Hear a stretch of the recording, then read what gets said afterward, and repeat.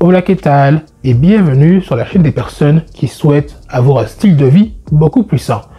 Et dans cette vidéo, j'aimerais te parler du beurre de cacahuète parce que à la base, c'est un aliment qui est normalement non transformé. En fait, on va faire passer les cacahuètes par différents processus industriels pour les emmener à un état de pâte, sauf que malheureusement, il y a des industriels qui vont ajouter du sucre, de l'huile et d'autres éléments dont on aimerait bien éviter.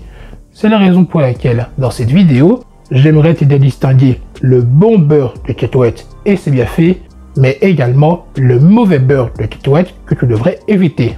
Donc, sans plus de cacahuètes, sans plus de transition, je te dis, let's go pour la vidéo. Le premier avantage du beurre de cacahuète, c'est long à chaque fois de dire beurre de cacahuète.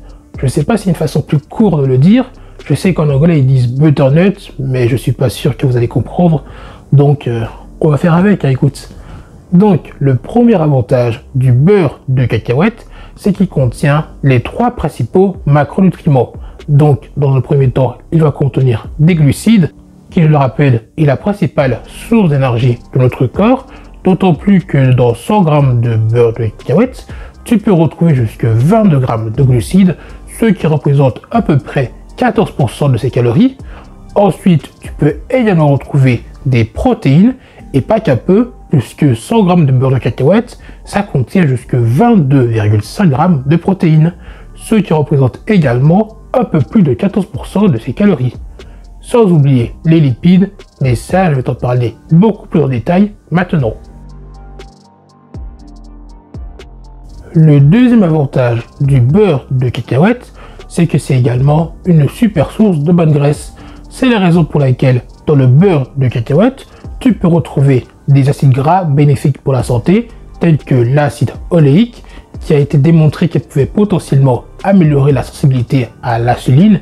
Si tu ne sais pas forcément ce que c'est, l'insuline, en fait, c'est une hormone sécrétée par notre pancréas qui contribue à réguler les niveaux de sucre dans notre sang.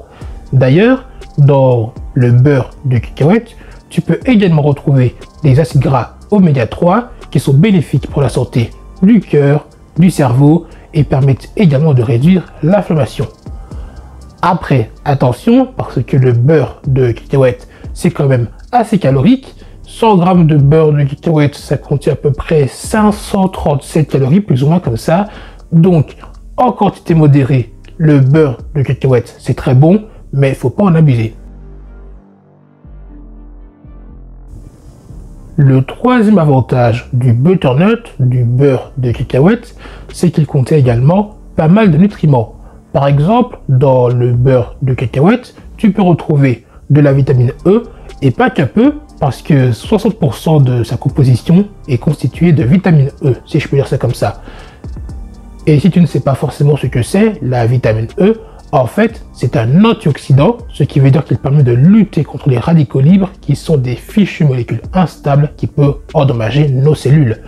Et en plus, la vitamine E, c'est une vitamine qui est liposoluble, ce qui signifie qu'il a besoin de gras pour être correctement absorbé par notre corps. D'ailleurs, le beurre de cacahuète contient également de la vitamine B3 qui contribue au métabolisme énergétique et également à la santé de la peau. Mais tu peux également retrouver plein d'autres nutriments comme par exemple le magnésium, le cuivre et j'en passe. Bref, le beurre de cacahuète, c'est une bombe nutritive. Le quatrième avantage du beurre de cacahuète, c'est qu'il est assez polyvalent. Alors, qu'est-ce que j'entends par là?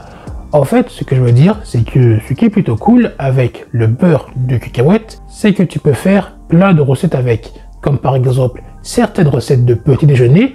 En fait, je sais qu'il y a des gens qui aiment bien en mettre dans leur porridge, donc c'est plutôt cool. Il y a également une idée de collation saine que tu peux faire avec du beurre de cacahuète. En fait, tu prends simplement une pomme que tu découpes et tu étales du beurre de cacahuète dessus.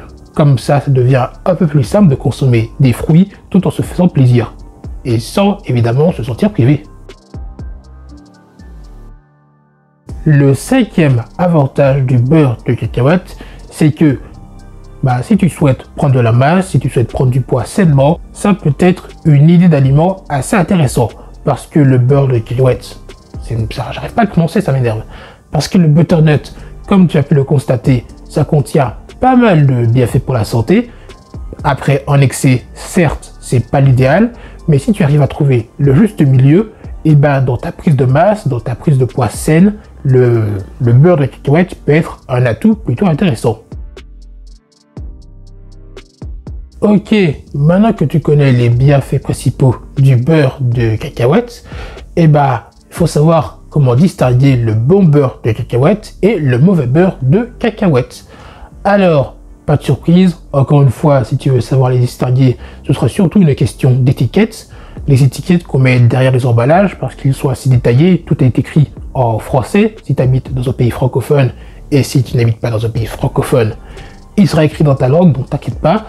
Et ce que tu constateras, ou du moins ce qu'il faudra regarder, c'est la quantité de sucre, la quantité de graisse saturée, la quantité de sel également, c'est la dernière ligne sur la liste du coup. Et voilà, tu verras que c'est pas très compliqué, donc je suis sûr que tu t'en sortiras. J'espère que cette vidéo t'aura plu, que tu en auras appris un peu plus sur le beurre de cacahuète. D'ailleurs, si ce type de contenu t'intéresse, sache que j'ai une newsletter où j'aborde ce type de sujet beaucoup plus souvent. C'est le premier lien en description. Et sur celui-ci, je parle beaucoup plus souvent de style de vie sain et de nutrition. Et sur ce, je te dis à la prochaine, mais surtout, prends soin de toi.